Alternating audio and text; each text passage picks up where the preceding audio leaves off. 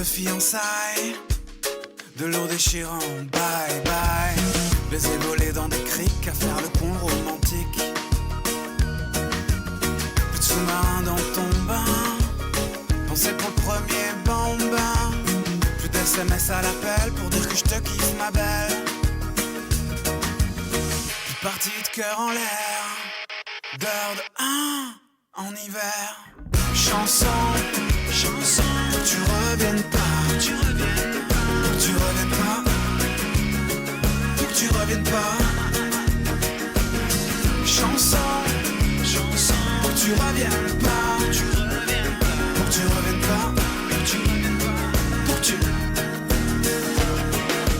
Bye bye belle-mère, promesse à la mer, bisous dans le cou, petit regard voyou, ta main à tenir, efface les souvenirs. Caprice c'est fini, tes caprices aussi Saint-Valentin, surprise y'a rien.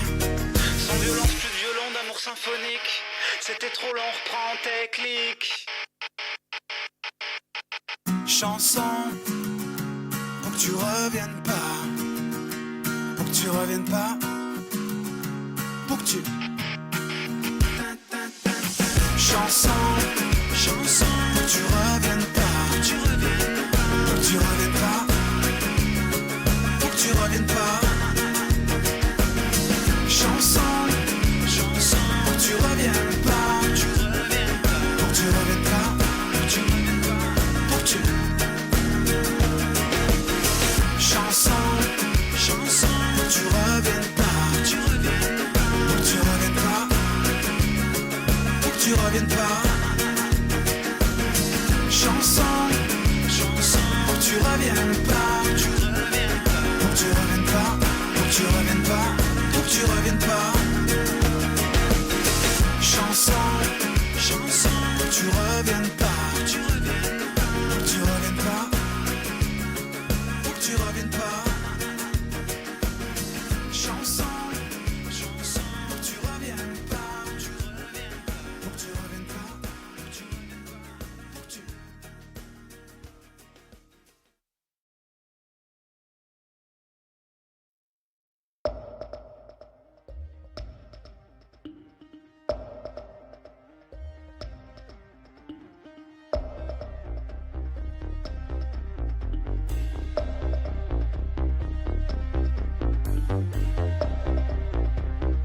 Donne-moi les paroles.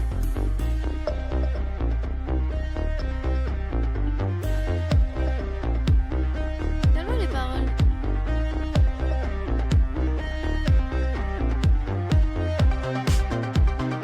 Donne-moi les paroles.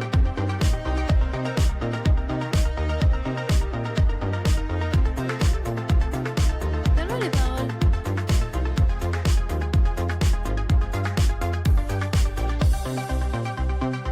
Donne-moi les paroles.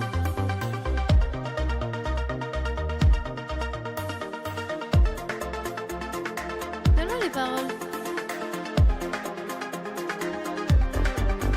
J'ai pas de thème. J'aime. J'ai pas de thème. J'aime. J'ai pas de thème. J'aime.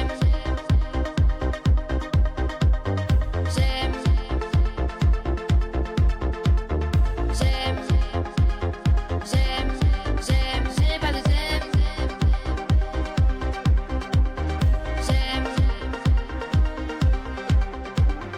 J'aime. J'aime. J'aime.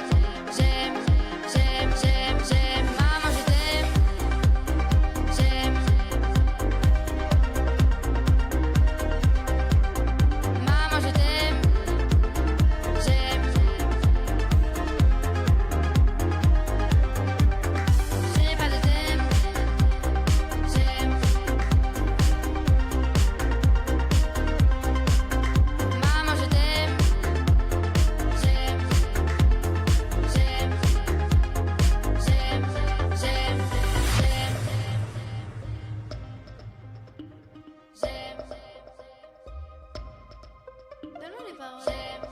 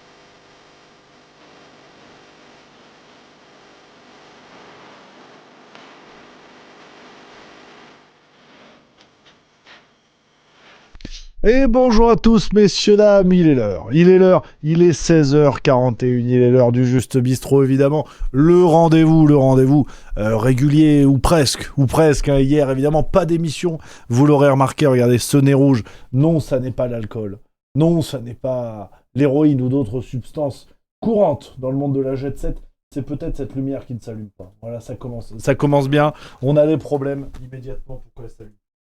Ça va pas. Ça, c'est un coup des nazis. Merde. Ça va pas, ça. C'est toi, ça. Hein. Ouais, tu m'as marabouté, c'est ça? C'est Paul Pogba? Attends, c'est. Ah! Problème réglé. Ça y est, ça fonctionne. Pas d'émission hier. Pas d'émission parce qu'évidemment, je parle du nez. Et oui, je suis malade, je sais. Je pense que c'est le Covid-19, sans nul doute. Ça doit être le variant Roselyne Bachelot parce que j'ai pris du poids ces dernières semaines. Donc à mon avis, c'est le variant Roselyne.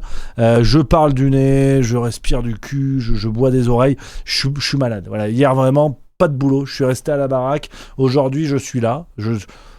Bon gré, mal gré. Voilà, on est là, mais on bricole. Non, mais là, c'est qu'un petit rhume. C'est un petit rhume, qu'est-ce que tu veux que je te dise? J'ai le nez bouché, on dirait le périph'.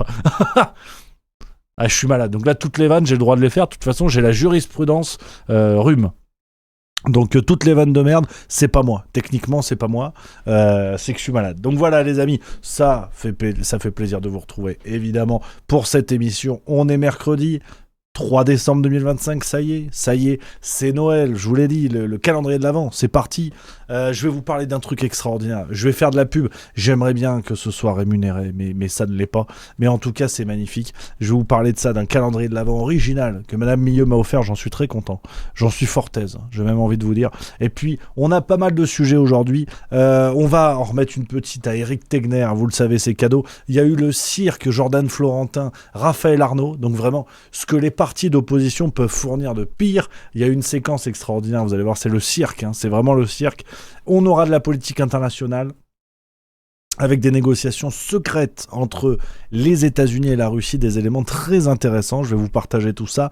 Bardella qui s'est fait chipper à réciter ses fiches entre deux jets d'œufs et de farine. Hein, vraiment, le mec, son quotidien, c'est celui d'un flan. Il prend de la farine et des œufs dans la gueule. C'est cohérent. J'ai envie de dire c'est cohérent. Et puis, évidemment, on va parler de la labellisation des médias par Emmanuel Macron. Et aujourd'hui, voilà, je vous le dis tout de suite, préparez-vous à enfiler vos casques parce que on va parler du guide de survie du gouvernement. C'est sorti il y a longtemps finalement. Je l'ai lu aujourd'hui. On va rire. Voilà, je vous le dis tout de suite, changez la couche parce qu'il y a moyen qu'on ricane. Je vais vous présenter le guide de survie du gouvernement. Ça risque d'être croustillant. Voilà, je vous le dis tout de suite, les amis. Et puis je serai ensuite, voilà, je couperai l'émission vers 18h15, 18h20. Je vais faire un interview chez Antithèse. Voilà, les amis d'Antithèse qu'on embrasse. On les embrasse toujours parce qu'on embrasse tout le monde. Alors pas aujourd'hui, parce que sinon je vais transmettre des maladies. On dirait une MST dans une soirée palmade. Voilà, faut que j'embrasse personne. Mais le cœur y est. Et ça, c'est important, le cœur, toujours le cœur.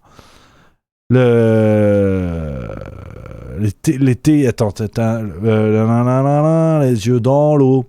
Mon rêve était trop beau, Rock Voisine, évidemment. Ça n'a rien à voir, mais on l'embrasse également.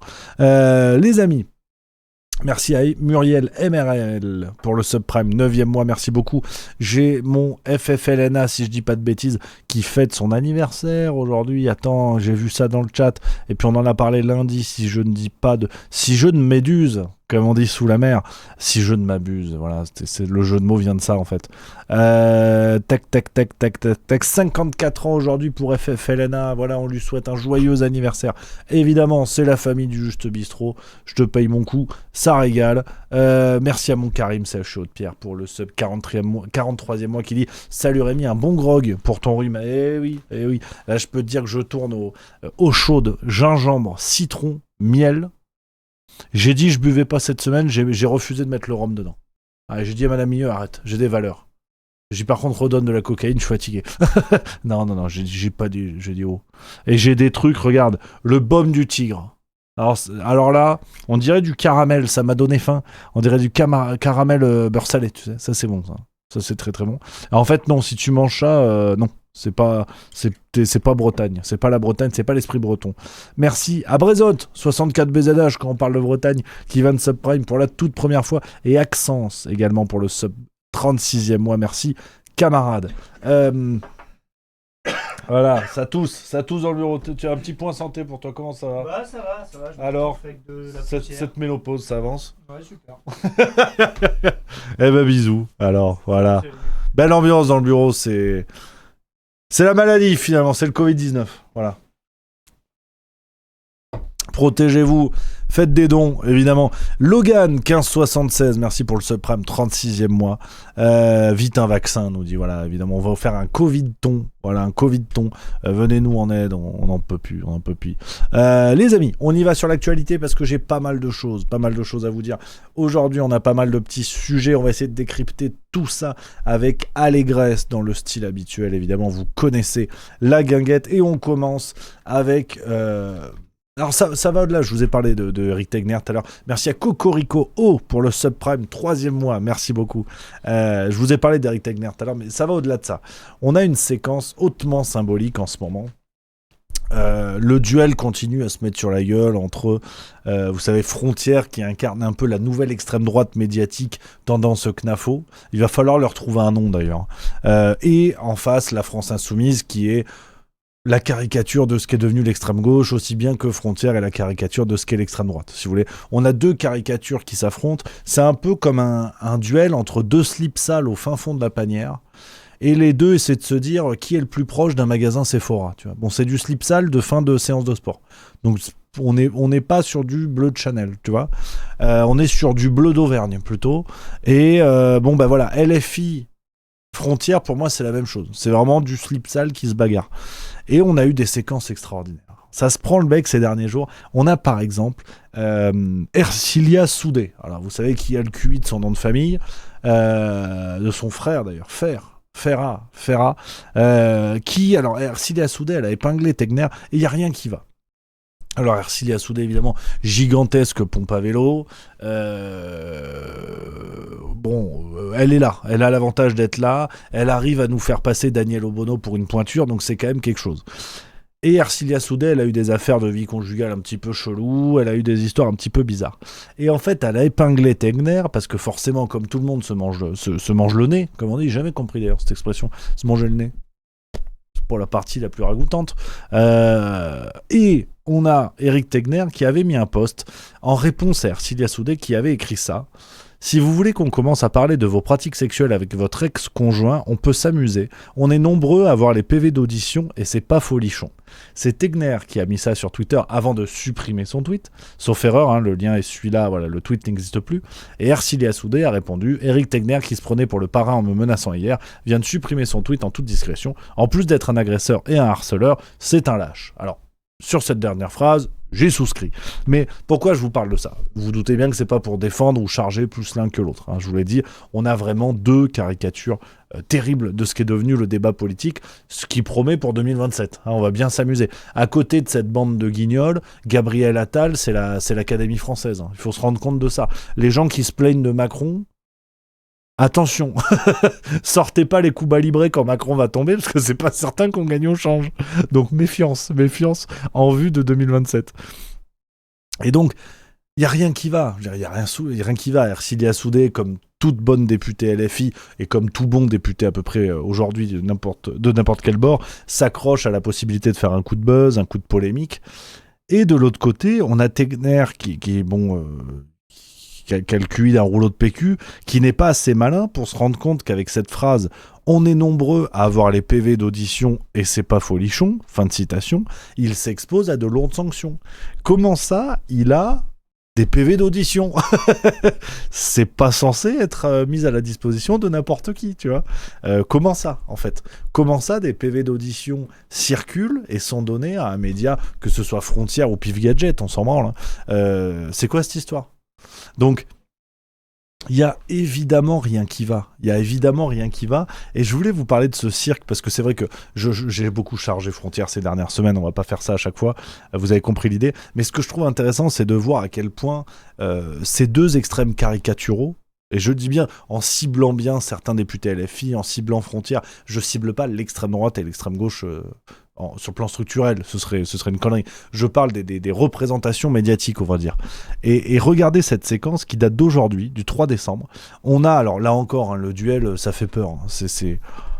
c'est vraiment un furon qui dit à un bouton d'herpès, t'es pas beau. Franchement, on a Raphaël Arnaud, député LFI, triple fiché S. Alors voilà, c'est comme au patinage artistique. Triple Axel, lui, il est triple fiché S.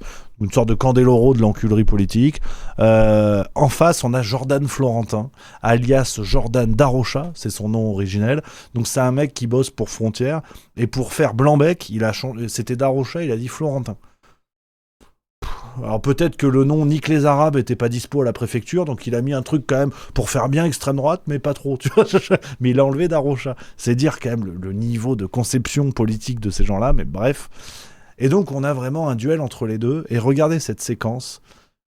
South Park à côté, vraiment, c'est la petite maison dans la prairie. Vous allez parler du terrorisme de l'extrême droite, monsieur Florentin. Monsieur Florentin, le peuple veut savoir, est-ce que vous allez parler de l'extrême droite? Est-ce que vous allez parler... Terroriste, on parle de vous, justement. Pourquoi est-ce que dans votre magazine, vous ne parlez pas des gens qui ont procédé des attentats? Ah, c'est légendaire. Est-ce que vous vous engagez à le faire? Vous pouvez dire ce que vous voulez, vous êtes délinquant. Je viens de vous poser, est-ce que vous vous engagez à le faire? Triple fichier S. Est-ce que le prochain magazine de Frontières, je vous allais parler du terrorisme de l'extrême droite. Faites le ménage. Je viens de vous poser une question très simple. Est-ce que dans le prochain numéro de Vous n'êtes pas journaliste, je réponds pas à votre question. Ah, vous êtes agressif pour un soi-disant journaliste. Vous êtes un militant d'extrême droite et vous êtes identifié comme tel, on en a parfaitement conscience. C'est pas grave. Du Yop à la vanille, c'est du terrorisme. Vous êtes sérieux quand on parle de gens qui ont connu le Bataclan? Parce à cause de gens comme vous, on tue des gens. Parce à cause de votre... Du Yop à la vanille. Il compare ça quand même aux attentats du Bataclan. Et je vais pas le prendre votre torchon. Et il est déjà lu, il y a rien dedans, on s'en doutait. À part vos petites accusations d'extrême droite. Voilà. Voilà la politique française. Alors, bon, ce qui me ferait, vous le savez, en ce moment, de toute façon, je suis marxiste. Plus ça va, plus je me dis, la grille de lecture bourgeois-prolétaire me plaît de plus en plus. Parce que ce petit cirque, j'ai fait l'erreur ces derniers mois, tu vois, de me concentrer sur Frontières, sur machin, sur bidule. Mais je crois que c'est important de à la fois désenfler tout ça, le prendre pour ce que c'est-à-dire du cirque, et d'essayer d'appliquer une grille de lecture qui me semble être la plus pertinente, et je me mets vraiment ce procès dans la gueule, hein. J'ai beaucoup parlé de ça pour l'importance que ça a, c'était peut-être pas une bonne idée, mais je trouve ça intéressant quand tu appliques la grille de lecture bourgeois prolo, tu te rends compte qu'en fait de l'extrême gauche à l'extrême droite, c'est une énième pièce de théâtre qu'on nous ressort, et qu'en vérité tous prétendent parler au nom du peuple, t'en as pas un qui en vient. Ou allez, si t'en as 10%, c'est le bout du monde, mais de tous bords, donc on est vraiment sur un cirque qui maintient les gens à leur place, c'est-à-dire que les citoyens restent rangés dans leur case politique. Mais ce qui est le point de départ parfait pour de gros problèmes. C'est-à-dire, à partir du moment où les citoyens vont comprendre qu'ils ont défendu des camps politiques qui en ont absolument rien à foutre et qui ne sont là que pour défendre leurs intérêts propres, quand le peuple comprend ça, ça donne les gilets jaunes. Mais je pense que les gilets jaunes, à côté de ce que ça aurait pu être véritablement, parce qu'on a accusé les gilets jaunes d'être violents, au contraire, c'était plutôt stable par rapport aux revendications, par rapport aux problèmes rencontrés par les Français, et c'était en 2018. Donc ça va faire 8 ans. Donc bon, on n'y est pas. On pourrait imaginer que les gilets jaunes eût été pire. S'ils revenaient aujourd'hui, est-ce que ça se tiendrait comme ça ? Tu vois, c'est pas certain. Mais ce qui est fou, c'est de voir en fait une caste qui continue à jouer ce cirque. Et t'as que des types comme ça. C'est bluffant. C'est bluffant de toutes les figures que l'on voit dans les médias, dans les journaux. Il y a un entre-soi terrible qui se dessine, et ils sont obligés de pousser le cirque de plus en plus loin pour qu'on continue d'y croire. Mais là, vous avez vu, enfin, je veux dire, t'as des caricatures de bourgeois parisiens qui s'engueulent, les deux, ils sont épais comme des clous, ça transpire, il n'y a aucun accent, tu vois, c'est un truc qui est con, mais auquel j'attache quand même de l'importance symboliquement. Il n'y a pas d'accent aujourd'hui. Dans les médias, dans la politique, il n'y a plus d'accent. Tout le monde a un accent neutre, même des gens qui prétendent défendre le peuple. Putain, le jour où t'as quelqu'un qui déboule, qui a un accent un peu fort, putain, tu vois, même Jean Castex était dissonné plus que ces gens-là. Je trouve ça assez fou, quoi. Mais bon, je voulais vous parler de ce cirque qui est loin d'être terminé, évidemment, qui va prendre de l'ampleur. Et on va reparler tout à l'heure des médias de l'extrême droite 2025. Va falloir leur trouver un nom, va falloir théoriser ça. On va en reparler dans quelques minutes aujourd'hui, parce qu'on va parler évidemment de Macron et les médias. Et j'ai ma petite théorie. Alors tu vois, celle-là, elle va encore faire jaser. Hein. À mon avis, ça va être au moins relayé dans... dans ma page YouTube, c'est tout, ça ira pas beaucoup plus loin, mais ça va être relié, attention, cette théorie elle va être importante, vous allez voir. Merci à Isa Tricotte pour le sub 45e mois, merci les amis. Je prends vos messages sur ça, et Oriane214 également pour le sub 36e mois. Oriane214 qui dit 36 mois de rigolade et 2 spectacles vus Montpellier et Alès en attendant le prochain. Merci ma Oriane, on va parler du spectacle dans quelques minutes. Je prends quelques commentaires pour réagir à ça. Il y a Flatipus qui dit « Je n'aime pas cette vision anti-élite, non, le peuple a son libre arbitre, c'est plus un problème structurel, exemple les vieux vont voter pour le statu quo à chaque fois ». Alors, c'est pas une vision anti-élite, attention, hein. C'est une vision, comme je disais, marxiste, au sens, après c'est du marxisme de bac à sable, j'entends que c'est beaucoup plus technique que ça en vérité, mais au sens bourgeois prolétaire, dominant, dominé.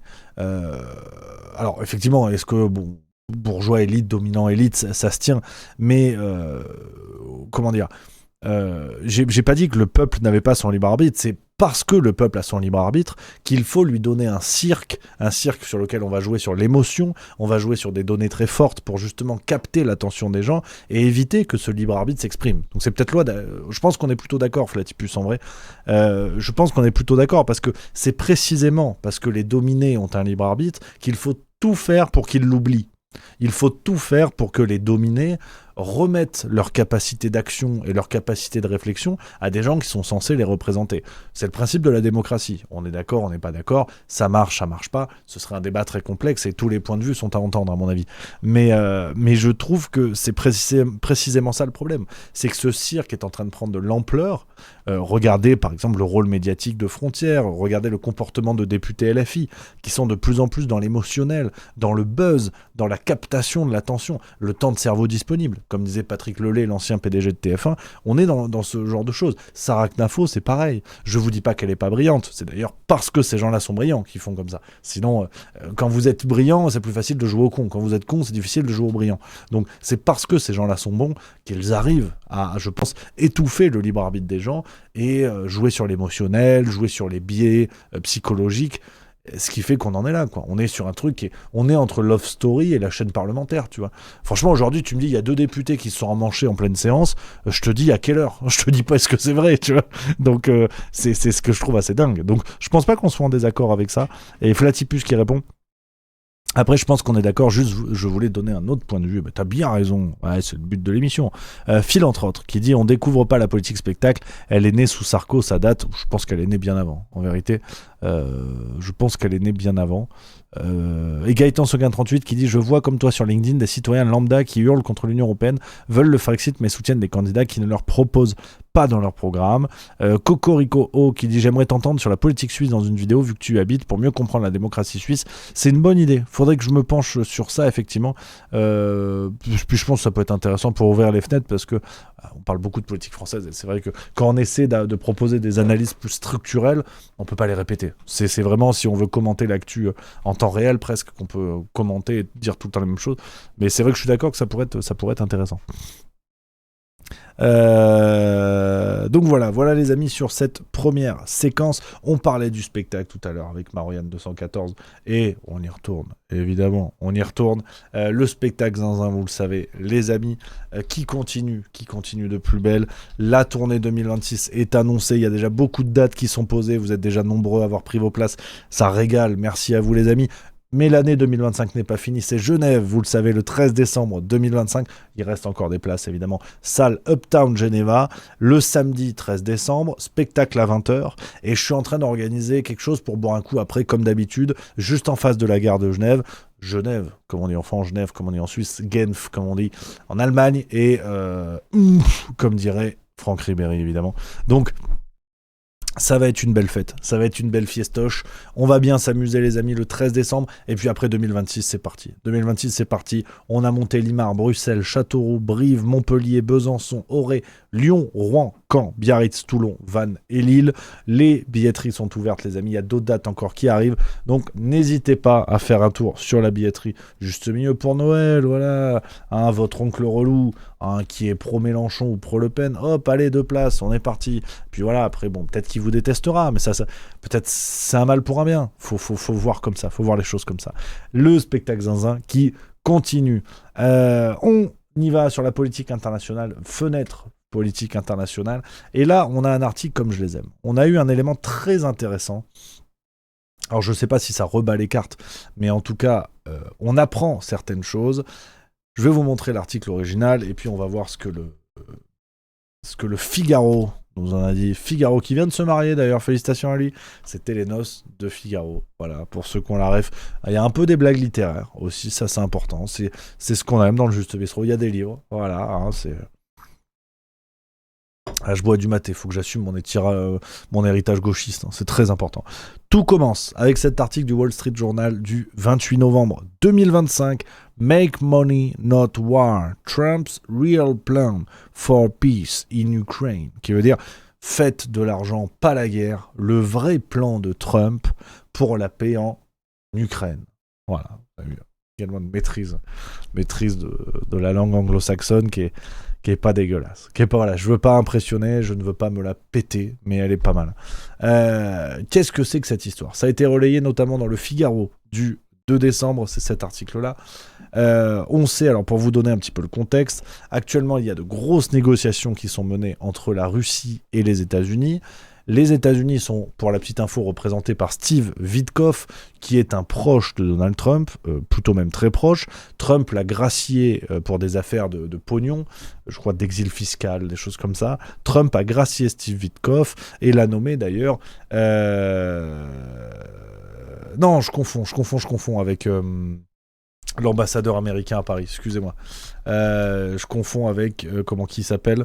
Je le corrige, avec Charles Kushner, bon, qui est le père du gendre de Trump. Ça revient à peu près au même, c'est ça que je voulais dire. Steve Witkoff, qui est un proche de Donald Trump, mais surtout, aujourd'hui, les États-Unis, sur le plan diplomatique, sont représentés par Jared Kushner, le gendre de Donald Trump, donc c'est-à-dire...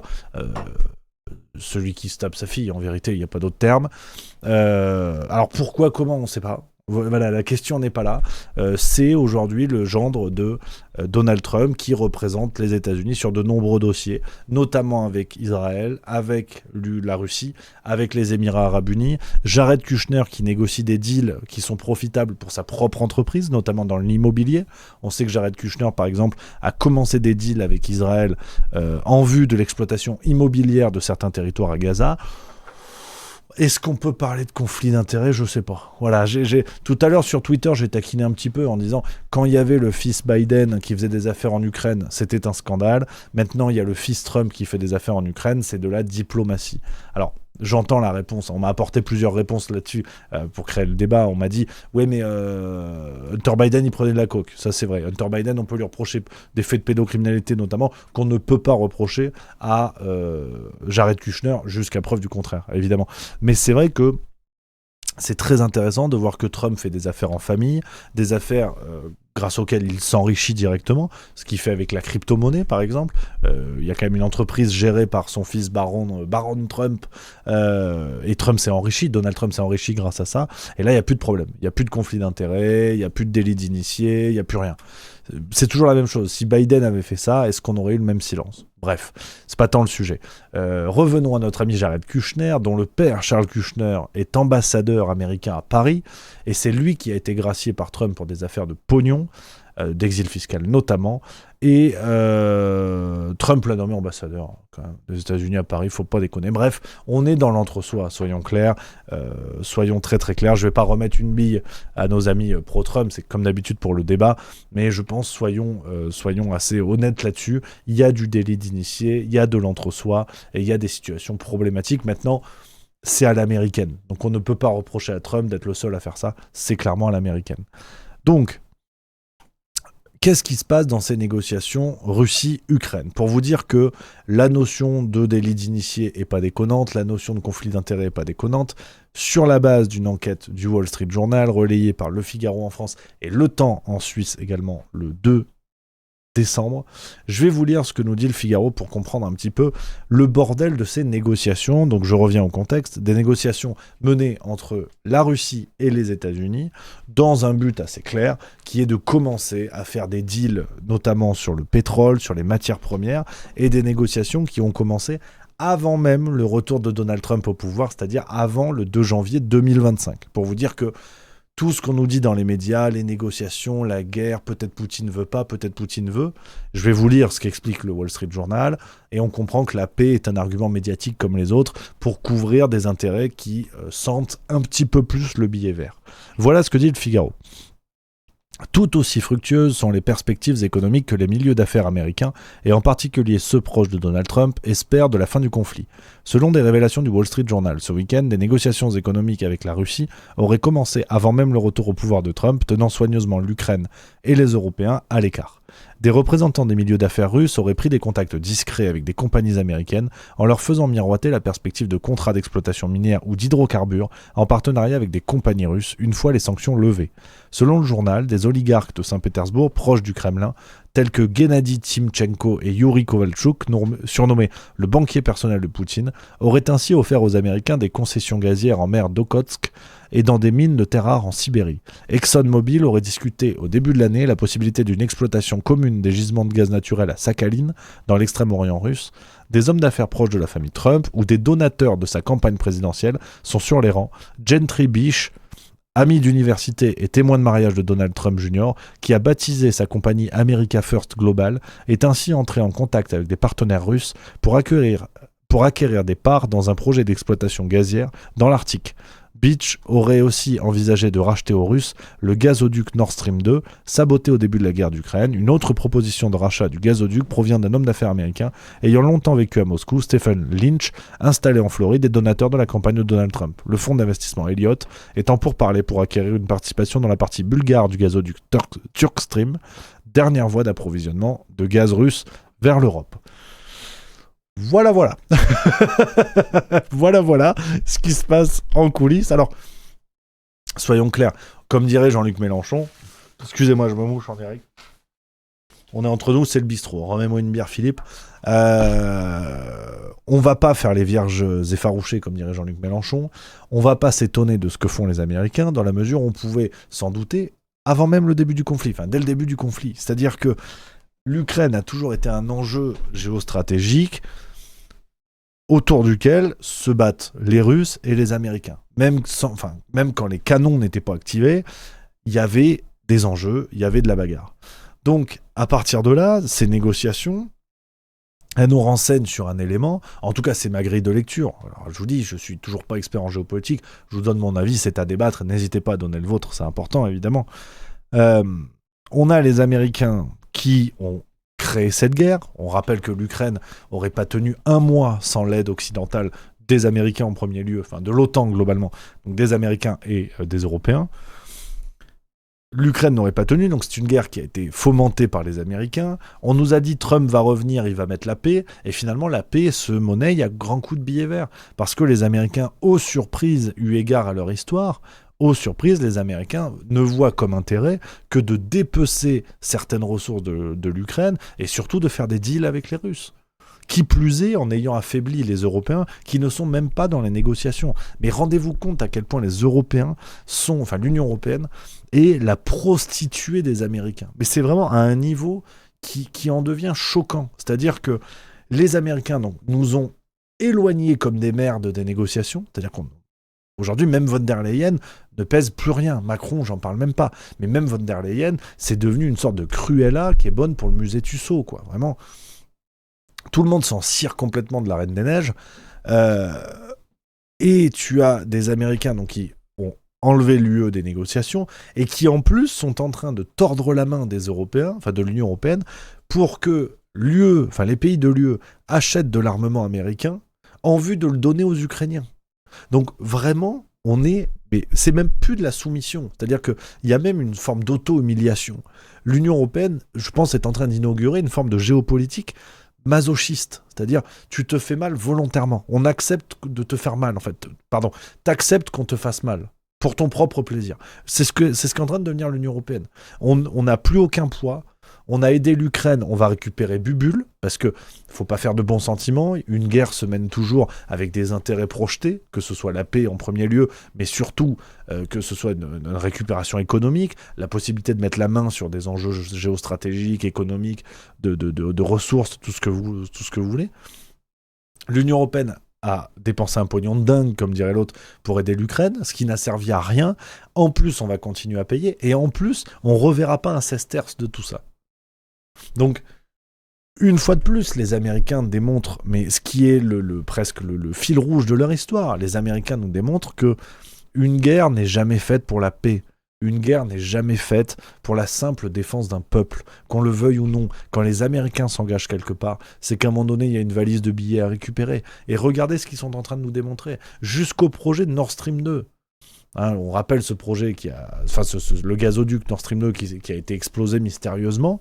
Le grand journaliste d'investigation, l'immense journaliste d'investigation Simon Hersh avait révélé dans une enquête il y a environ 1 an et demi la potentielle responsabilité des Américains dans cette opération spéciale pour faire sauter le gazoduc. Et aujourd'hui, les Américains reviennent à la charge en discutant pour mettre la main sur une partie de Nord Stream 2. Quelle surprise! Quelle surprise! Donc, véritablement, c'est un coup de poker parfait et qui se joue dans une continuité parfaite entre Biden et Trump. Qu'on ne vienne pas m'expliquer que Trump est en rupture de la politique américaine telle qu'elle était prévue par Biden. Là, on a une démonstration, à mon avis, une fois de plus, c'est subjectif, on a une démonstration pure et parfaite de ce qu'est l'impérialisme américain. On fait se succéder les présidents pour faire croire au peuple qu'il y a une alternance, justement, il n'y a pas de continuité politique. Il y a des moments de rupture, de changement de cap. Mais en vérité, l'impérialisme américain fonctionne toujours de la même manière. Toujours. Trump nous avait vendu la paix. Finalement, on est sur une Ukraine qui va être désossée et des négociations avec les Russes qui étaient les grands méchants du film.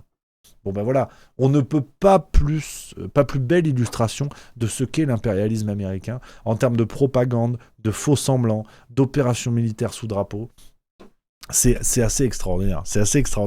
Ces négociations qui se font, je le redis, avec le gendre de Donald Trump, rien ne va. C'est extraordinaire. Donc dites-moi ce que vous en pensez sur ce point-là. Je voulais vous partager parce que c'est vrai que j'ai pas beaucoup vu cette actualité. Je voulais la relayer pour avoir votre point de vue. J'ai vu Muriel MRL qui nous dit dans le chat: en même temps, Von der Leyen et Macron n'ont aucune crédibilité en international, mais même en interne. Pas faux non plus. Et également Mamumu, je vais t'appeler Mamumu, qui dit: je comprends pas Rémi, Poutine ne se laisserait pas comme nous Européens se laisser prendre son gaz avec pour conséquence une certaine perte de sa souveraineté. Eh ben peut-être qu'il y a un point d'ironie là-dessus, je suis tout à fait d'accord avec toi. Les Américains discutent avec des gens qu'ils respectent et qu'ils prennent au sérieux, c'est-à-dire pas l'Union Européenne. Donc c'est un énième camouflé une fois de plus. On a Anarchy08 qui nous dit: Trump a promis la paix, il n'a jamais dit que ce serait gratuit, fallait lire les petites lignes. Mais si vous voulez, mais comment dire, aujourd'hui rien ne garantit qu'il n'y ait pas une continuité de la guerre, paradoxalement, malgré l'entente Russie-Ukraine, qu'il n'y ait pas une continuité de la guerre pour affaiblir les Européens. Tout est fait pour affaiblir les Européens aujourd'hui. Et même si la guerre s'arrête, l'UE ne va rien récupérer. Et dans la reconstruction de l'Ukraine, peut-être que l'UE sera mobilisée simplement pour payer. On pourra envoyer du matériel militaire acheté aux États-Unis, même dans un contexte de paix. Donc, je suis d'accord avec toi, Stelf5. Et tu dis dans le chat, tu rajoutes un message, tu préférais que la guerre continue. La guerre, c'est encore plus une lessiveuse habillée. Je suis complètement d'accord. Avec toi. Mais si tu veux, ma posture, et qui a toujours été celle-là, donc je pense que j'essaie d'être à peu près cohérent, c'est de dire: ce qui me choque, ça n'est pas que les États-Unis fassent des guerres, c'est leur histoire. Donc, je veux dire, puis nous, Européens, on n'est pas les mieux lotis pour parler de paix, si vous voulez. Mais ce qui me choque, c'est qu'on est en France, des gens qui, en France et dans d'autres pays dominés par les Américains, on est des gens qui fantasment le pouvoir américain, qui prennent Trump pour un sauveur. Mais je suis désolé, ça n'est pas un sauveur. De manière indirecte, ce que nous vivons en France est lié à l'action des Américains.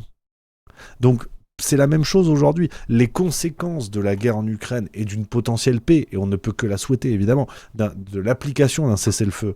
D'ailleurs, quand il y a des cessez-le-feu qui sont signés, ils ne sont pas tout le temps respectés. Regardez ce qui se passe en Israël.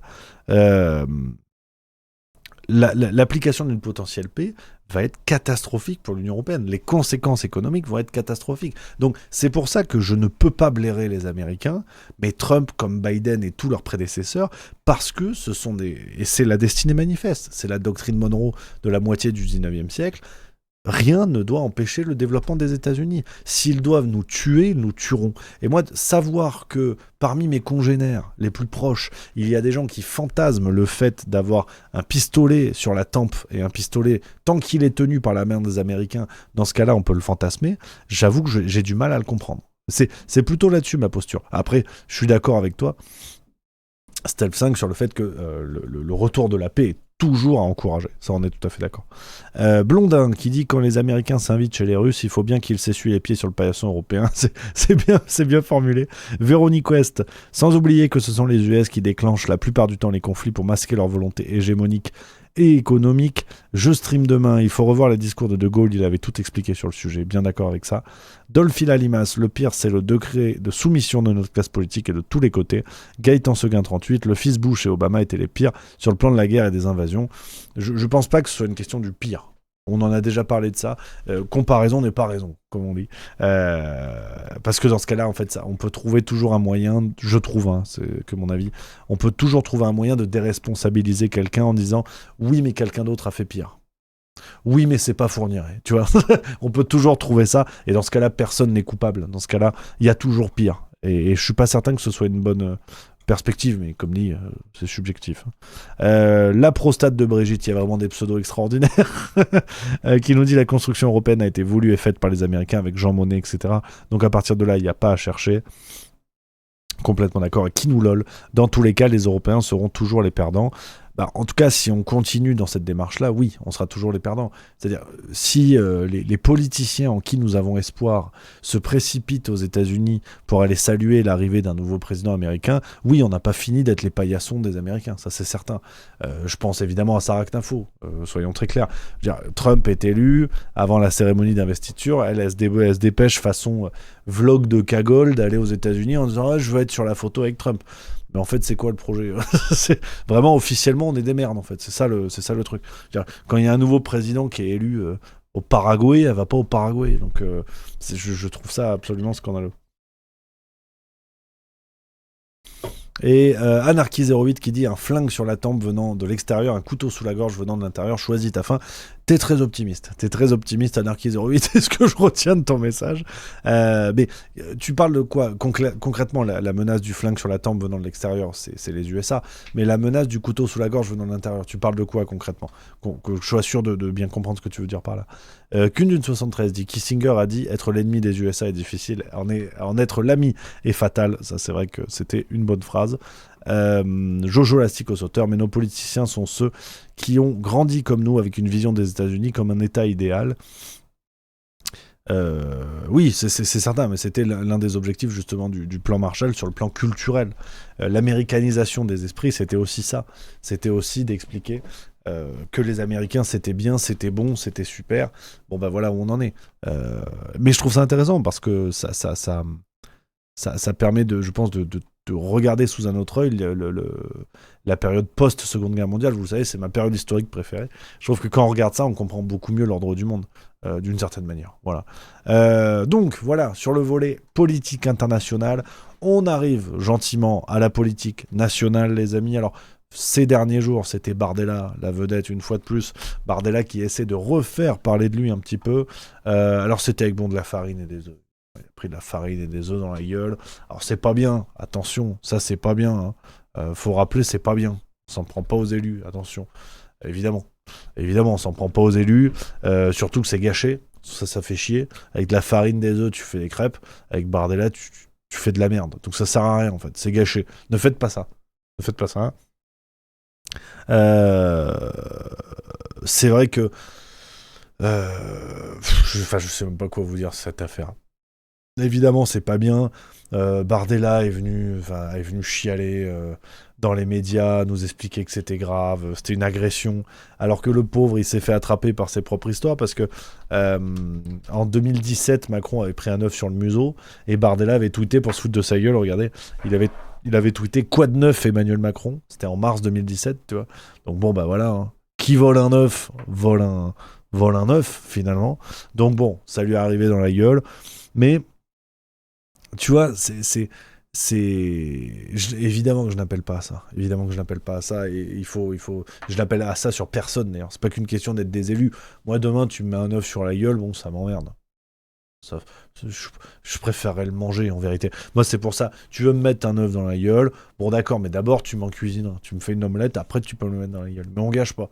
Pareil avec la farine, putain, on peut faire des gâteaux formidables. Donc, ça m'enquiquine. Donc, je n'appelle pas à faire ça. Mais c'est fou, tu vois. Je condamne la maïzena. Je condamne la maïzena. Mais c'est fou, en fait.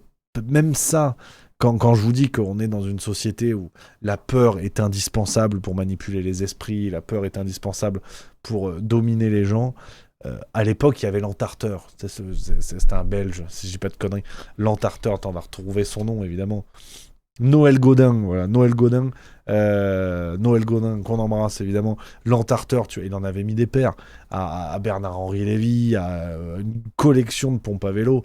T'avais eu Patrick Bruel, t'avais eu Jean-Luc Godard, et tu vois, je vous dis, à Pascal Sevran, il y en avait eu plein. Je vous dis pas que c'est bien. Je vous dis que à l'époque de Noël Gaudin, il y avait quelque chose de l'ordre de la cuistrerie. Il y avait un acte de l'ordre de la bouffonnerie. C'est-à-dire, oui, c'était pas bien. Mais tout le monde voyait bien que ça faisait de mal à personne, que c'était pas un coup de couteau. Et on avait encore la lucidité de pas mélanger les choses. Et quand il y avait un entartage, les gens rigolaient pour l'entartage. Rigolaient pour le symbole d'un puissant qui avait de la crème sur la gueule. On était dans la bouffonnerie médiévale. On était vraiment dans cette volonté de dire, mais les puissants, vous êtes comme nous. Et avec de la crème chantilly sur la gueule, vous avez l'air d'un con. Et c'est pas grave. Voilà. D'une certaine manière, l'entartage, c'était la possibilité pour le peuple de ramener nos puissants à leur véritable échelle, c'est-à-dire des citoyens comme les autres. Et personne venait chialer en disant « Oui, mon Dieu, c'est quasiment du terrorisme, tu sais. » De Daesh à la farine francine, allégorie d'un glissement terroriste. Bon, faut pas déconner, tu vois. Regarde ce que nous a dit quand même Bardella sur ça. Faut quand même réagir. Sa politique, de gauche, de droite ou du centre, est pris à partie, je prends position, je prends la parole et je le condamne avec la plus grande fermeté. Bon. Que la classe... Je veux dire, Bardella agressé. Regarde le titre de BFM. Les élus victimes d'ensauvagement. Mais qu'est-ce que c'est que cette poulophobie ? On est sur une galinacéphobie, là. Galinophobie. Attends, l'œuf, la poule, le coq, Gallus, la Gaule. Au contraire, t'as pris une sorte de couille de coq sur la gueule. C'est formidable. Si t'aimes la France, t'aimes l'œuf dans la gueule. Ça, c'est important. Donc, on n'en peut plus. Je veux dire, le titre de BFM, ensauvagement. T'as des dizaines de Français, ils prennent des coups de lame tous les jours. Ça, c'est de l'ensauvagement. Enfin, une impression d'ensauvagement, comme dirait le Shrek du barreau. Donc, attends, t'as pris un œuf sur le museau, quand même. Faut pas déconner. Donc, je vous dis pas que c'est pas bien, mais comprenez mon raisonnement. Quand il y a des stars qui se faisaient entarter, il y a personne qui venait parler d'ensauvagement, faut arrêter les conneries. Là, t'as pris un œuf sur la gueule. Oui, il y a un peu d'humiliation, mais ça va pas plus loin, il n'y a pas d'ensauvagement, de quoi vous parlez. Donc, ça me rend dingue, cette histoire Bardella. Je vous aurais dit la même chose pour qui que ce soit, on s'en fout. Mais tu te dis, attends, mais ça va trop loin. D'un côté, t'as l'extrême gauche qui va te dire, ah non, on défend Bardella, mais en même temps, c'est vrai que c'est un connard. L'extrême droite, ils vont dire, ah non, mais là, c'est Daesh en fait. Du cul de la poule à Bagdad, il y a un lien direct. T'as Knafo qui va dire faut privatiser les médias. Enfin, arrêtez.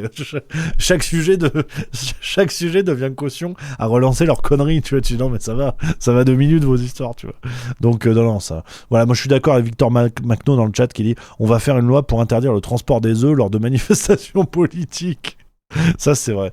Faudra faire une cérémonie tous les 4 ans où on pourra se promener avec ce produit. Ce sera les œufs olympiques.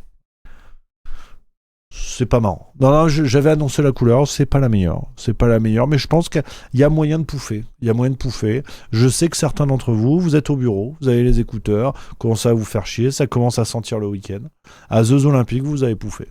Et là, il y a Nadine. Nadine, la comptable, est passée par là pour se faire son 43e café de la journée, cette connasse. Elle vous a dit pourquoi tu pouffes.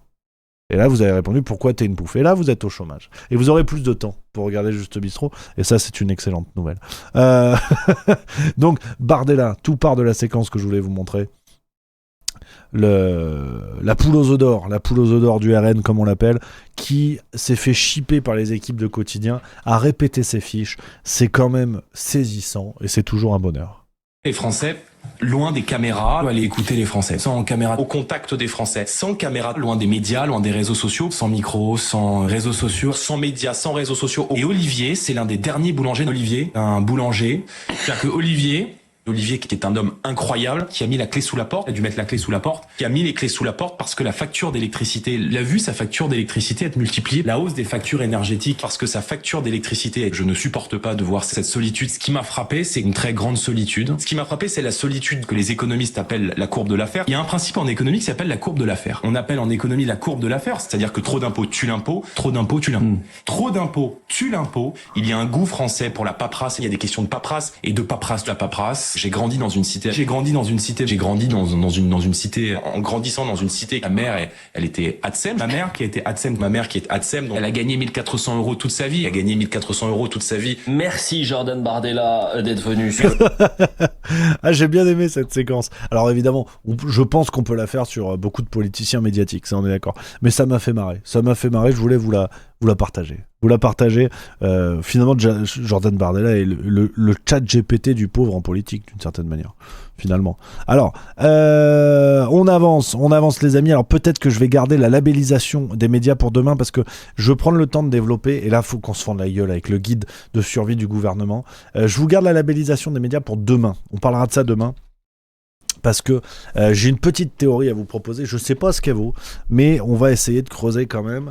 J'ai l'impression que cette affaire de label dans les médias ne sort pas de nulle part. Ça me semble très suspect. Et je commence à me demander sérieusement si Macron n'est pas un allié objectif de l'extrême droite. Alors là, t'as vu ? Là, t'as ouvert gros les yeux comme ça.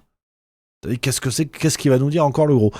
Vous verrez demain. Voilà, le teasing est fait. Ce sera demain dans le Juste Bistrot à partir de 16h45, évidemment. Mais là, il faut aller... Parce que l'heure est grave.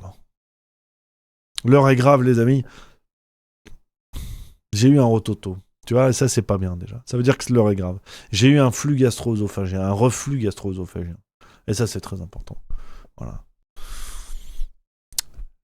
L'heure est grave. L'heure est grave, les amis. La guerre se rapproche. Déjà la guerre des boutons, si vous avez une vilaine peau, mais surtout la guerre avec la Russie. Et là, c'est très grave. Aujourd'hui, on va regarder, parce qu'un citoyen informé en vaut 2, avec l'inflation en vaut 33, on va regarder le kit de survie du gouvernement.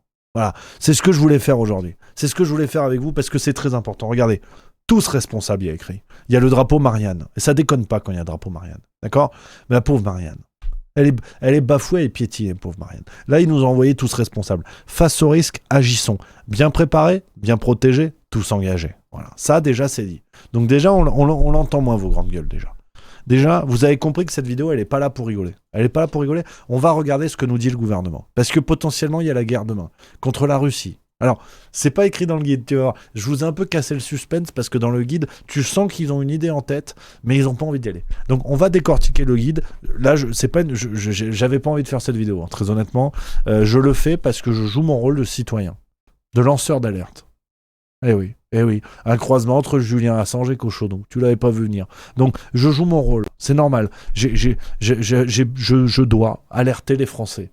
Je me dois de vous dire ce qu'il y a dans ce guide. Comme ça, au cas où il y a un Russe qui déboule, hop, vous avez le guide. Vous savez précisément ce qui est écrit. Donc c'est aussi le rôle de Juste Milieu, d'être là pour vous sauver le cul face au Ruskov. Donc, ce guide que normalement vous avez reçu chez vous. Mon avis, non. Voilà, déjà, aux dernières législatives, il y a 50% des gens qui ont reçu la propagande électorale, c'est comme ça que ça s'appelle d'ailleurs. Tu sais, les catalogues, comme c'est une sorte de catalogue La Redoute, où chacun fait des propositions qui n'arriveront jamais. Il y a déjà plein de Français qui l'ont pas reçu. Donc, à mon avis, le kit de survie, il va pas survivre à la poste. Hein. Déjà, c'est foutu. Donc, d'où l'importance de le lire ensemble. Alors, avant le décollage, parce qu'on part pour un grand moment d'humour, je préfère vous prévenir, ne soyez pas étonnés s'il n'y a aucune cohérence. Je l'ai lu pour préparer l'émission. Tu vois, j'en ai fait des cocktails avec des conneries dedans. Oui, j'ai déjà fait du pastis, jet 27, vodka. Oui, c'est vrai, j'ai déjà fait. Je me rappelle plus vraiment, mais j'ai déjà fait. Oui, j'ai déjà fait coca vin rouge. Oui, c'est vrai. Parfois, il y a des choses qui sont pas censées être mises en commun. Tu vois, t'es pas censé les mélanger. Tu vois, les 2 parents de Marlène Schiappa. Non, arrête. Ça, c'est dégueulasse, par contre. Ça, c'est pas sympa. C'est même pas dans le guide, d'ailleurs. Là, dans le guide, ils ont tout mis. Vraiment, il y a tout. Au départ, on te dit guide de survie, la guerre. Vous allez voir, il y a des trucs qui n'ont rien à voir. C'est ça qui est passionnant. On attaque. Et là, je veux que personne rigole. Là, par contre, vous arrêtez de rire parce que tous responsables. Ils te le remettent. Hein. Tous vaccinés, tous responsables. Globalement, toi, tout ce que tu fais, c'est responsable. Donc ça, c'est très important. Il y a une petite introduction que je vais me permettre de vous lire. Page 3. Page 3. Chaque jour, vous êtes témoin d'un monde en crise.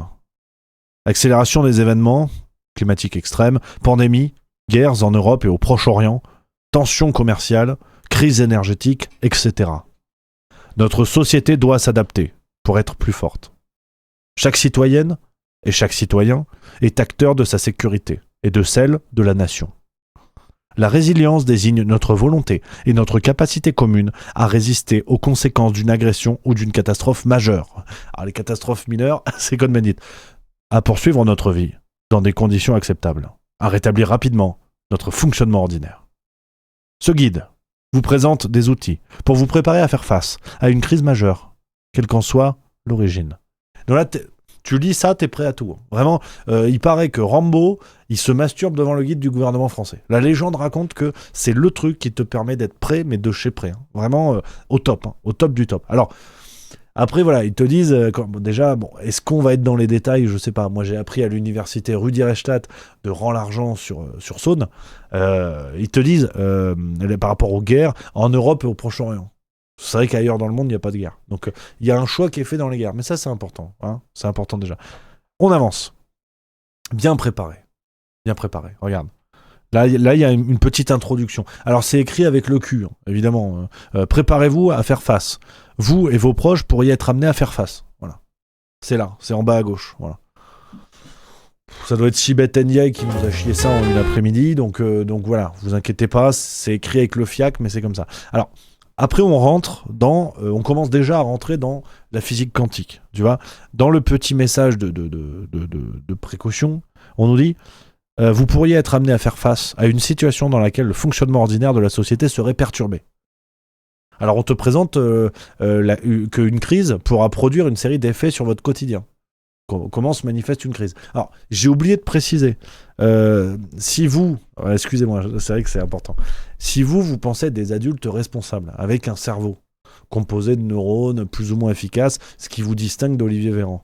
Si vous pensez être des adultes intelligents, ne soyez pas vexés. Parce que c'est vrai que le guide s'adresse à des enfants de 3 ans et demi. Et encore, les enfants de 3 ans et demi qui mangent des post-it. Hein. Je te parle vraiment du fond du fait tout, quoi. Tu te dis, bon, eux, ils ont gagné la course des spermatozoïdes, les autres, ils ont dû partir avec du retard. Parce que vraiment, si c'est lui qui a gagné, putain, les autres spermatozoïdes, c'était à moitié de la piste. Enfin, il y a eu quelque chose qui s'est raté hein, là-dedans. Donc, je te parle vraiment du gosse de 3 ans.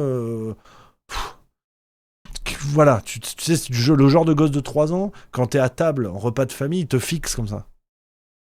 Et t'essaies de lancer la discussion, non, t'as l'impression d'être devant Bayrou. Tu vois, Bayrou, quand tu lui parles bête-arabe, il est comme ça.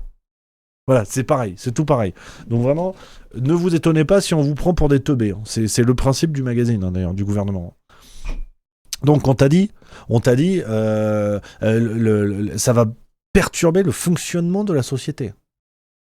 Et première conséquence d'une crise, service public, perturbation, voire indisponibilité. Bah apparemment on est déjà dans une crise. À mon avis, on est déjà dedans. Parce que s'il faut une crise pour que le service public soit perturbé, c'est que déjà c'est chaud. Déjà c'est très très chaud.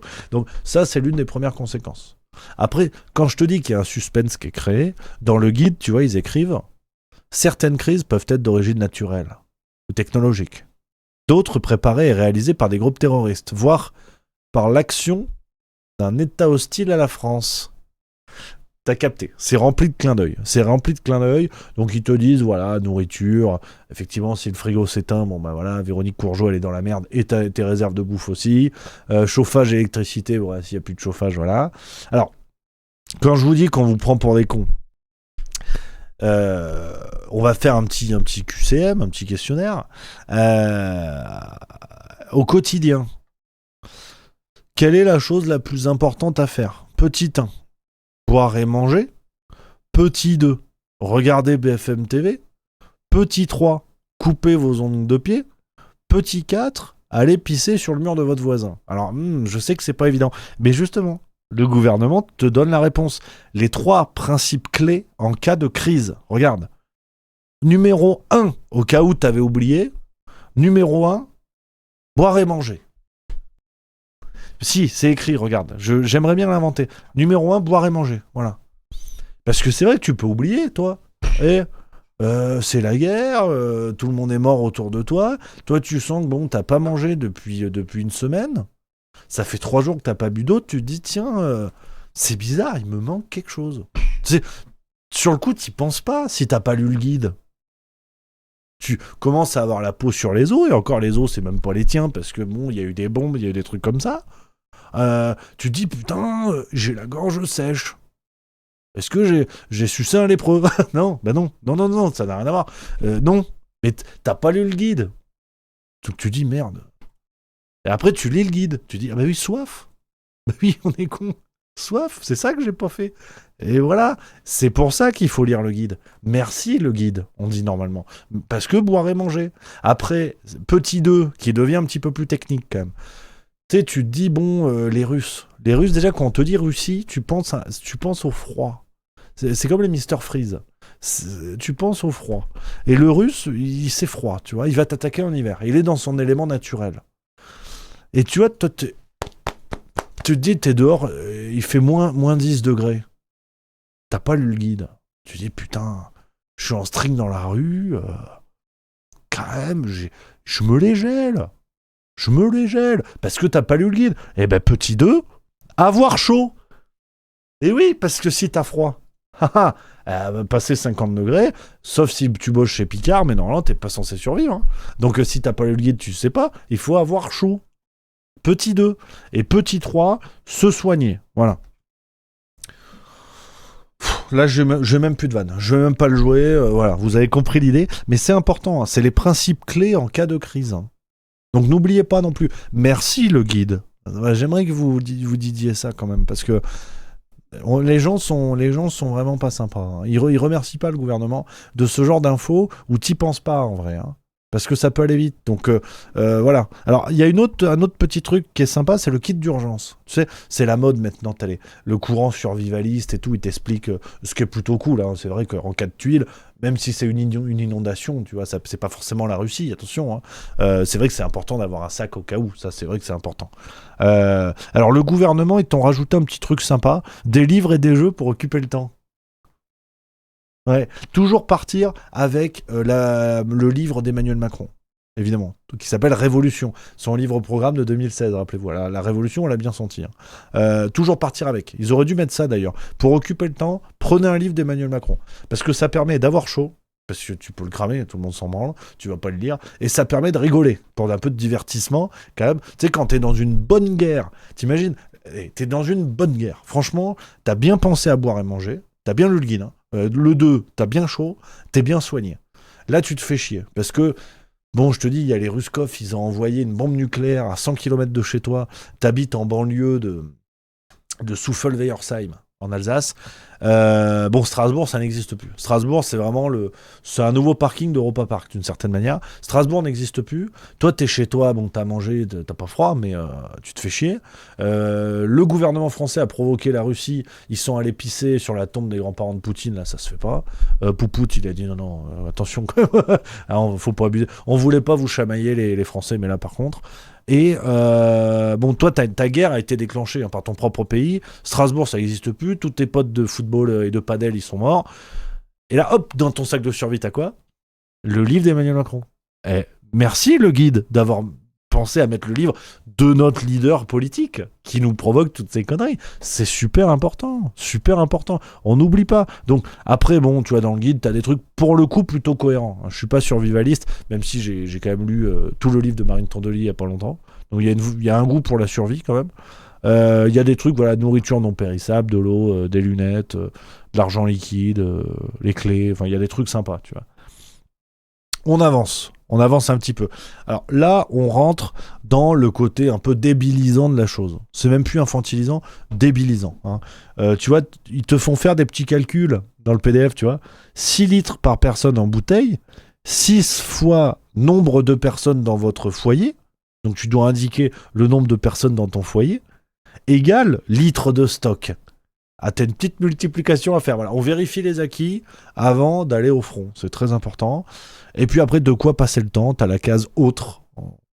C'est pas pourquoi. Et là, le guide ne te le renseigne pas. Donc c'est vrai que c'est délicat. Alors,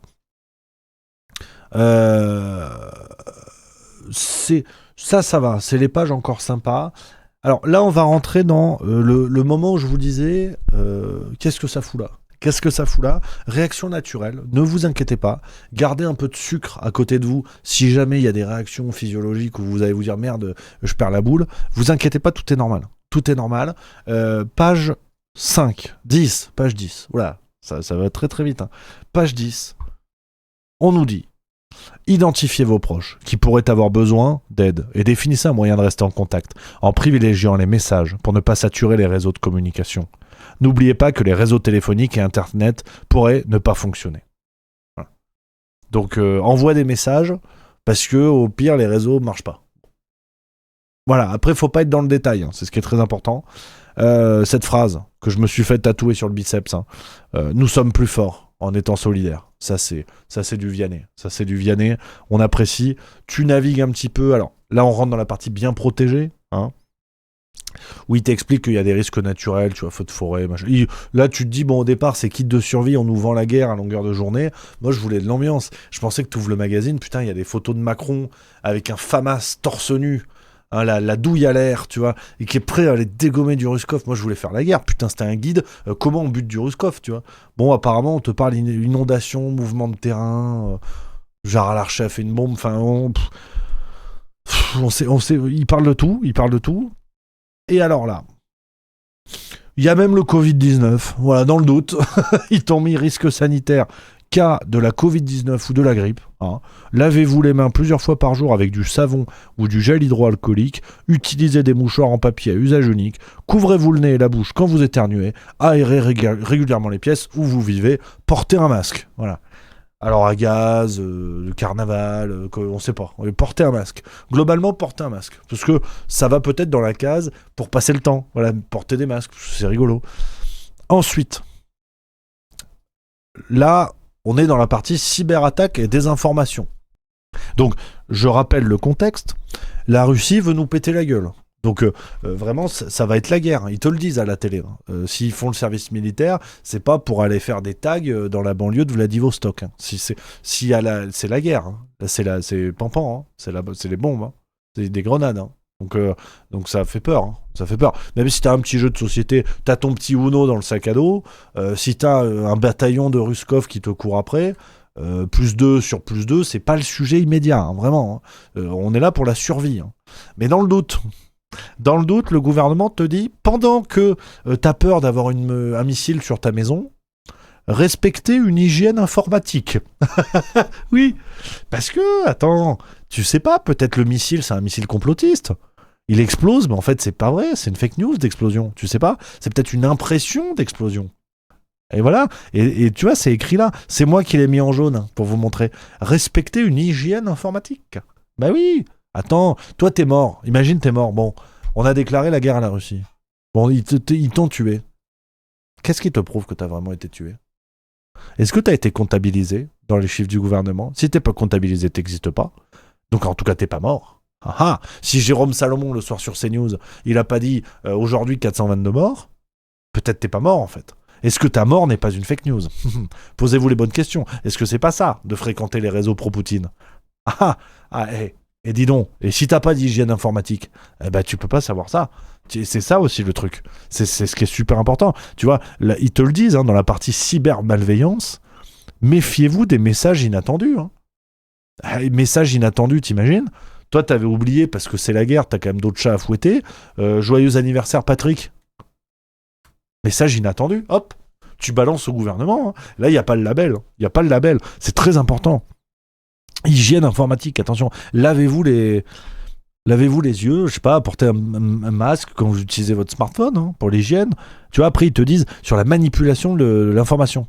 Parce que c'est vrai que c'est le sujet immédiat. Hein. Quand t'es en guerre mondiale, c'est quand même très important. Puis souvent, ceux qui manipulent l'information, c'est pas les soldats, tu vois. Hein. Les lettres caviardées des soldats du front en 14-18, elles étaient pas caviardées par les soldats, bizarrement, tu vois. Donc voilà, faudrait que le gouvernement lise le guide, plus que les citoyens. Mais ils te disent, hein, vérifiez la source des informations avant de les rediffuser. Soyez attentifs à l'auteur et la date de l'information. Vous pouvez signaler tout contenu illicite sur la plateforme dédiée Pharos. Alors Pharos, je pensais que c'était un restaurant grec dans le 9-3. Non, c'est un truc sérieux. Internet.signalement.gouv. Là, c'est officiel. Hein. Donc c'est fou. Hein. On apprend des choses dans ce guide. Hein. Ils te disent pareil hein, sur la menace terroriste. Là.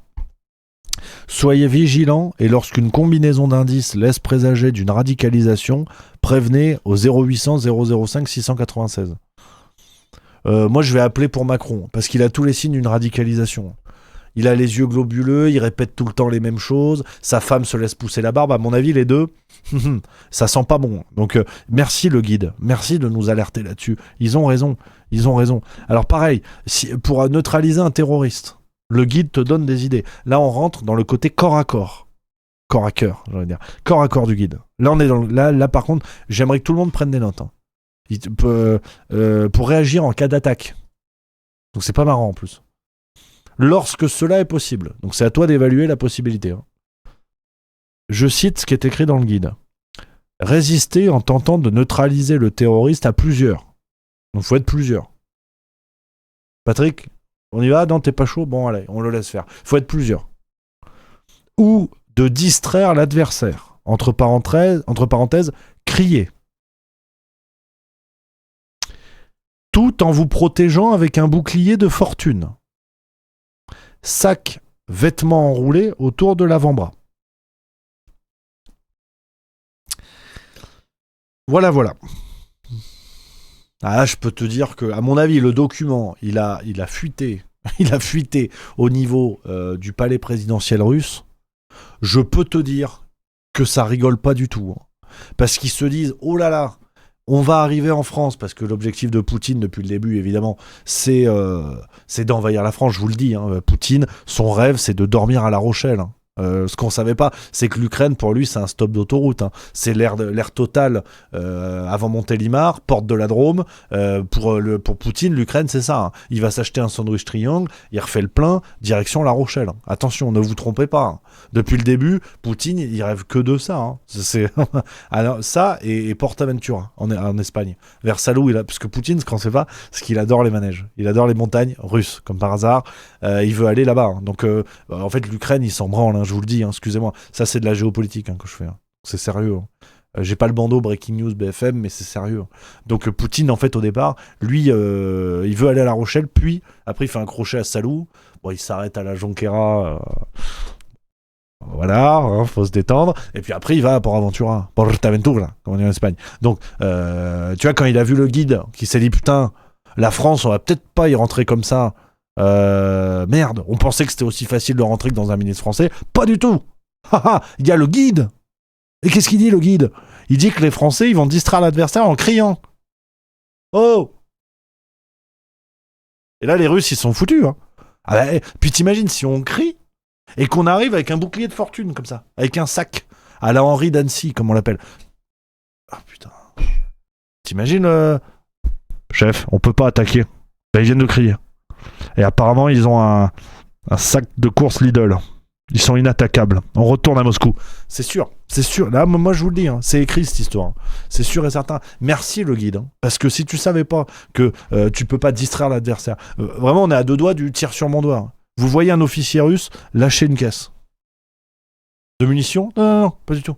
Faut le distraire. Le russe est pétomane. Ce qu'on ne savait pas, c'est que le russe aime beaucoup ça. Ça fait rire le russe. Ça fait rire les oiseaux. D'ailleurs, ça fait chanter les abeilles. Ils nous ont pas mis les paroles de la comédie de la compagnie créole, mais on n'est pas loin quand même. Donc, je pense qu'on est prêt. Et j'ai pas fini. Voilà, j'ai pas fini. Attention. Alors, après, il y a un passage. Là, on rentre comme dans les bons polars. Tu sais, il y a un passage mystérieux. Tu vois, sur ce guide de la guerre. Hein. Là, menace en lien avec un engagement majeur de nos forces armées en dehors du territoire national. On dirait une devinette du père Fouras. Je vais vous lire ce qui est écrit. dans l'hypothèse d'un engagement majeur de nos forces armées dans des opérations défensives en dehors du territoire national. On sait pas de quoi on parle, hein. On n'a pas dit, hein. Alors là, on sait pas. On n'a pas dit, hein. Dans le guide, on n'a pas dit la Russie, hein. On a dit dans l'hypothèse d'un engagement majeur, hein. Bon, hein. La France serait plus que jamais la cible de manipulation de l'information de la part de nos opposants. On ne sait pas lesquels, mais on sait ce qu'ils vont faire, hein. Cherchant à déstabiliser la cohésion nationale. Cohésion, puis en plus, on en a plein de la cohésion. Ça tombe bien, hein. Vraiment, en France, la cohésion, on en a beaucoup, hein. Soyez attentifs et ne propagez pas de fausses informations, hein, qui seraient lancées par un ennemi que tu ne connais pas, par rapport à une guerre que tu ne connais pas, et sur des informations que tu ne connais pas. Ben, sois prudent, hein, parce que ça va vite, hein. T'as vite fait de relayer des trucs qui n'existent pas, hein. Dans l'hypothèse d'un engagement majeur de nos forces armées dans des opérations défensives en dehors du territoire national. Évidemment, rappelons-le, toujours. Et c'est pas fini, parce que toi, tu te dis, bon, on est large. En vrai, on a de la marge. Vu comment on a l'air organisé, je continue le paragraphe d'en dessous. La France devra compter sur chaque citoyen, que ce soit par un engagement au sein des forces armées, au sein de diverses réserves opérationnelles, ou encore en apportant votre concours volontaire pour continuer à faire fonctionner le pays, partout où vos compétences pourraient être utiles. Ah, moi, je veux bien faire les paix sur le champ de bataille, je suis chaud. Les diversions, de faire des blagues. Dis donc, tu marches sur ta bite. Ça va faire fureur en Russie, à mon avis. Donc, moi, je suis chaud. Je veux bien aider, et je veux bien aider à remplacer Macron aussi. Parce qu'il va aller à la guerre, évidemment, chef de guerre, hein. C'est lui, il aura le sabre, hein, comme ça. Tac, il va être devant tout le monde, hein. Donc ça, moi, je veux bien faire ça, hein. Je veux bien faire ça. Alors, après, tu vois, on t'explique comment résister aux rumeurs et à la désinformation d'une menace que tu ne connais pas, hein, parce que c'est dans l'hypothèse. Ils te disent, hein, une organisation ou un État hostile à la France, on sait pas, hein. On sait pas, hein, dis donc, attention, hein, pourrait tirer parti d'une situation de crise pour chercher à aggraver le désordre. En manipulant l'information, ses adversaires veulent attaquer notre force de résistance morale. La résistance avec le sac à dos, hein. C'est-à-dire, toi, tu t'es mis ton slip autour du bras, voilà, là, t'es au top de la résistance. Ces adversaires veulent attaquer notre force de résistance morale et empêcher les pouvoirs publics d'agir efficacement. Donc, à mon avis, la guerre a déjà commencé, hein, parce que aller chez Pôle emploi, je t'assure que la guerre a commencé, hein. À mon avis, il y a une déstabilisation de on ne sait pas qui, mais il y en a une, hein. À l'heure de l'intelligence artificielle, de fausses vidéos pourraient également être diffusées sur Internet. Donc, Internet qui sera coupé en temps de guerre, mais tu seras soumis à l'intelligence. Ah ben, attention, c'est fin, hein, c'est malin, hein. Le russe, c'est malin, hein. Ne dit-on pas? Non, on le dit pas. Mais attends, le russe, c'est très malin. C'est-à-dire que même quand il n'y a pas Internet, il peut t'envoyer des vidéos par intelligence artificielle, hein, que tu peux regarder, que tu peux pas regarder. Mais il les envoie, hein. Il les fait quand même, hein. Donc on t'a bien expliqué. Il n'y aura pas d'électricité. Mais attention quand même. Donc c'est bien, hein. C'est important, c'est important. Tu vois, il te dit, n'oubliez pas, pense bête, nota bene, en situation de crise, n'écoutez et ne prenez en compte que les annonces des pouvoirs publics via les canaux officiels, hein. Ne propagez pas de fausses rumeurs, hein. Alors quand les fausses rumeurs sont propagées par les canaux officiels, là c'est le chat de Schrödinger, là. Ouh, qu'est-ce qu'on fait du coup?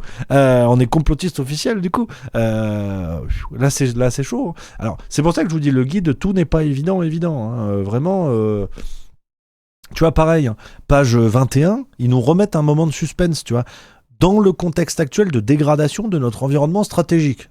On ne sait pas lequel, hein. La perspective de l'engagement des forces armées n'est plus à exclure. Les militaires s'y préparent au plan national et avec nos partenaires et alliés de l'OTAN et de l'Union européenne. Mais on ne sait pas pourquoi. Attention, hein, on t'a pas dit. C'est pas dans le guide, hein. Donc, c'est pas facile. Et puis à la fin, regarde, ils ont failli nous mettre des coloriages, mais non, t'as les notes importantes, tu vois. Afin que chacun soit préparé, n'oubliez pas de partager l'information avec vos proches. Donc là, tu peux mettre tes petites notes, tu fais tes petits coloriages de bombes, ta maison détruite, tu vois, c'est sympa, il est sympa le truc. Tu vois, voilà, tous responsables. Ne pas jeter sur la voie publique, ça c'est important.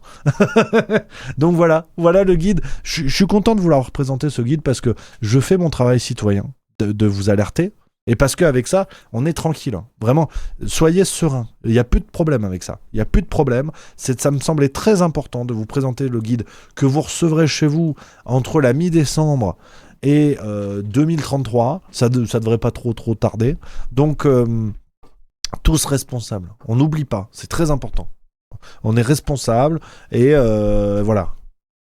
Merci à vous de m'avoir écouté et j'aimerais finir sur ce message de remerciement à notre gouvernement. Merci le guide de nous avoir... Regarde, t'as vu? Si j'avais pas lu le guide, j'aurais pas su que j'avais soif. Et ben là, hop, qu'est-ce qu'il fait le Rémi? Il boit de l'eau. Merci le guide. Merci beaucoup. Voilà les amis, ce que je voulais vous dire. Je vais me moucher parce que ça aussi, alors c'est pas dans le guide. Initiative personnelle, attention.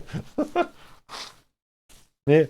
Voilà les amis, je voulais vous lire ce truc, évidemment mettre un petit peu de la blague. Ça c'est le gouvernement, je n'ose même pas savoir combien ça a coûté, on va quand même chercher. Guide, attends, comment on peut appeler cette merde? Ce guide très important pour pas trop mourir. Le guide... Ici ils l'ont appelé guide de survie en plus, c'est ça le pire. Combien ça a coûté cette daubasse? Attends...